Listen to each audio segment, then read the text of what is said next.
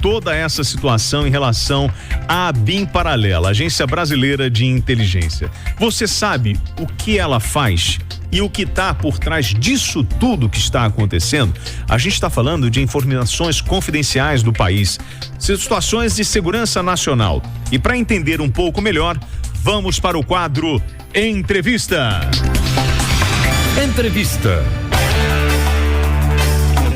Bom, as investigações da Polícia Federal na Operação Última Milha, que teve o sigilo retirado nesta quinta-feira, apontam que uma série de irregularidades no uso do sistema da ABIN, Agência Brasileira de Inteligência, para espionar autoridades e desafetos políticos no governo anterior, o governo de Jair Bolsonaro. Essa é a suspeita. Pois bem, segundo os investigadores, os policiais, servidores e funcionários da ABIN formaram uma organização criminosa, a ABIN Paralela, para monitorar pessoas e autoridades públicas, invadindo celulares e computadores, monitorando as pessoas de forma sobre o posicionamento delas, aonde elas estavam naquele momento. Iam fazendo esse acompanhamento. O esquema teria funcionado na gestão do Bolsonaro e é investigado desde 2023. A PF aponta que foram monitoradas autoridades do Judiciário, Legislativo e Executivo, além de jornalistas. Entre os espionados estão o ministro Alexandre de Moraes, do STF, o presidente da Câmara dos Deputados, Arthur Lira, o senador Renan Calheiros, entre outras autoridades. Sobre esse assunto, nós conversamos agora com o Robson Farinazzo, que é o capitão de fragata da Reserva da Marinha do Brasil e dono do canal A Arte da Guerra. Nós precisamos entender. Muito boa tarde, Farinazzo, obrigado por atender a Rádio Itatiaia. Eu gostaria que o senhor explicasse pra gente como funciona a ABIN e como é o serviço de inteligência no Brasil. Boa tarde, William. Boa tarde, ouvintes da Rádio Itatiaia. O que acontece? Serviço de inteligência, né? Tanto a ABIN como outras agências congêneres do mundo inteiro, a ideia é assessorar, né, o presidente da República aí com relação a eventuais para monitorar toda a situação do país, né, eventuais ameaças ou o que quer que seja aí que, né, poderia prejudicar o rumo normal dos acontecimentos. A ideia é essa. A ideia geral, o propósito que foi criado é exatamente produzir informações que possam ser úteis aí à manutenção do nosso Estado democrático de direito. Então, Farinazzo, dentro dessa estrutura de ABIN, nós temos a CISBIN. E existe hoje, né? Você tem o GSI, que é o Gabinete de Segurança Institucional, você tem as Forças Armadas. A ABIN está subjugada a, por exemplo, a CISBIN ou ao GSI ou às Forças Armadas? Olha só, William, o CISBIN, ele coordena tudo isso, né? O Sistema Brasileiro de Inteligência, onde se falam, na verdade. Mas não existe, lógico, subordinação da ABIN às agências de inteligência militares. Eles se falam, mas você tem que olhar que a própria destinação, a própria natureza das agências de inteligência militar é mais voltada para o campo de obtenção de inteligência, que é relevante para os militares, que acaba sendo muito diferente daquelas que, por exemplo, né, algumas são de interesse da Presidência da República, mas no geral são produtos de inteligência que interessam mais aí ao meio militar. Ou seja, as agências se falam, tá?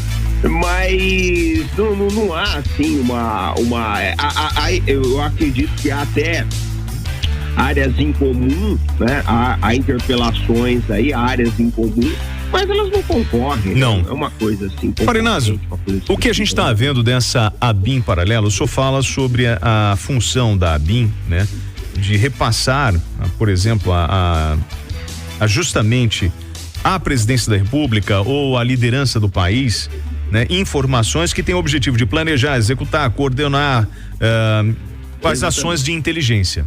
Perfeito? Como o senhor está vendo essa ação do que eles chamam de ABIN paralela? Por que eu estou questionando o senhor? Nós estamos falando de pessoas e essas pessoas que foram monitoradas eram opositores, era a oposição do governo. Esse monitoramento na arte da guerra ou dentro da estrutura de monitoramento de inteligência, isso é normal? Como o senhor vê o uso, por exemplo, desse software israelense que teoricamente quebra o modelo de segurança das operadoras de telefonia e consegue rastrear as pessoas sem o conhecimento delas?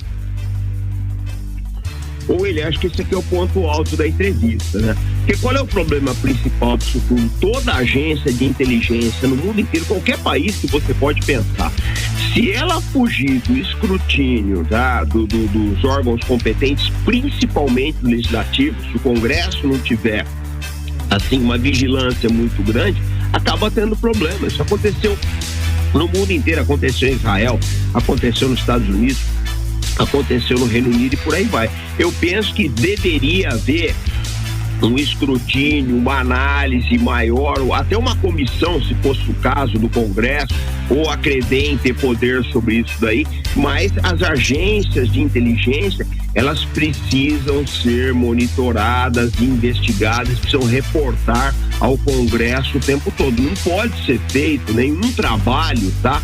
Fora do rito democrático. Outra coisa que eu vejo, que eu acho muito perigoso, que aconteceu no Brasil nos últimos 10 anos aí, é o conluio de certas entidades governamentais com órgãos do estrangeiro. Por exemplo, como aconteceu aqui, de alguns órgãos aí falarem diretamente com o Departamento de Justiça americano sem passar autorização pelo Congresso. Isso é inimaginável. Isso é uma ameaça clara à democracia. Né? Então, essa troca de... Mas, por exemplo, eu gostaria que o senhor avaliasse hoje o representante do Exército Brasileiro indo à China falar sobre equipamentos, né, militares, ou do Brasil ampliando a comercialização de armamento com a China, que hoje seria o 5º maior fabricante de armas do mundo, concorrendo com Rússia, Estados Unidos. Isso tudo bem? Ou nós também precisaríamos acompanhar de perto essas negociações ou esse tipo de levantamento? Não, William, é que a gente tem que acompanhar as outras negociações que foram feitas aqui, né? Porque, por exemplo, você pode parar para pensar uma coisa. As ONGs que mais ameaçam a soberania brasileira são ONGs americanas e europeias, que é onde o Brasil mais compra armamento. Quer dizer, nós estamos comprando armamento dos Estados Unidos e da Europa, que são países que ameaçam a nossa soberania, né? Que tentam impor sanções na ONU e por aí vai. Então o Brasil precisa diversificar mesmo o seu parque militar, né?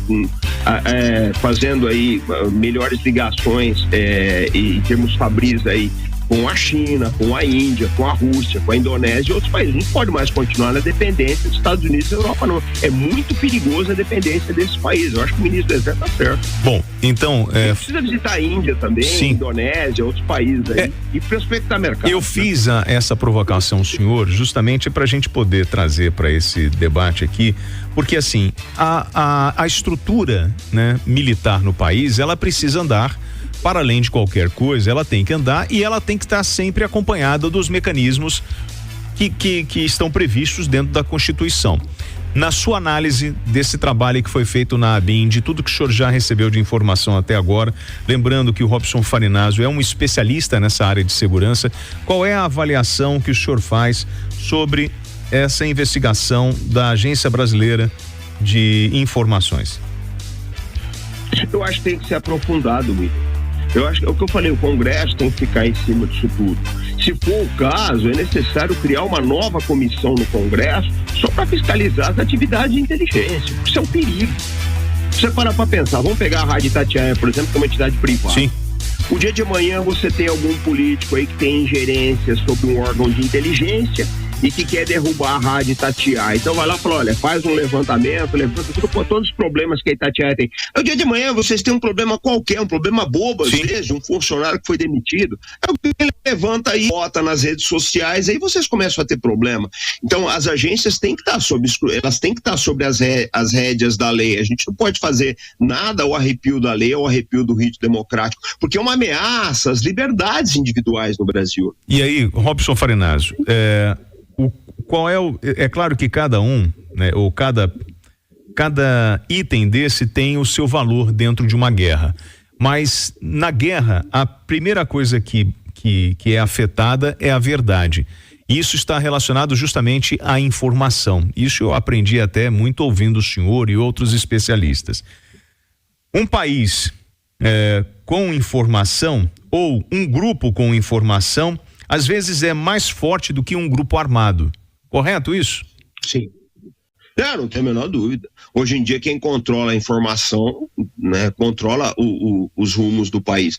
É o que eu te falei, William, o problema todo primeiro, eu acho que não pode, as agências não podem ter muita independência, essa é uma coisa. Segundo, você precisa ter vários aí para efetivamente dividir o poder. Você não pode ter uma única agência toda poderosa. E terceiro, que as autoridades, né, civis e militares, os três poderes, tanto o executivo, o legislativo quanto o judiciário, eles precisam estar vigilantes quanto aos órgãos de inteligência. Eu acho que agora era o momento para os nossos deputados, nossos senadores, pensarem em projetos de lei regulando mais e restringindo esse tipo de atividade, porque eu já falei para você. Esse tipo de problema que aconteceu é perigosíssimo na democracia, tá? Você manipula uma democracia. Você pega, por exemplo, vamos pegar o caso Watergate nos Estados Unidos. A participação dos órgãos de inteligência na espionagem do Partido Democrata e por parte dos republicanos era muito grande, tanto que levou à queda do presidente Nixon.